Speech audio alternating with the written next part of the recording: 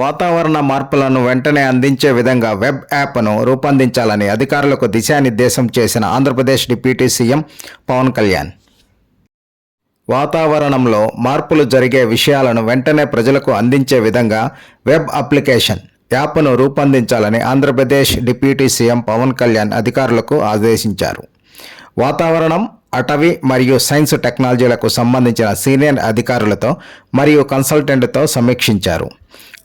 అధికారులు వాతావరణ మార్పులపై ప్రజెంటేషన్ ఇచ్చారు. ఉప ముఖ్యమంత్రి తగు సలహాలు, సూచనలు వారికి ఇచ్చారు.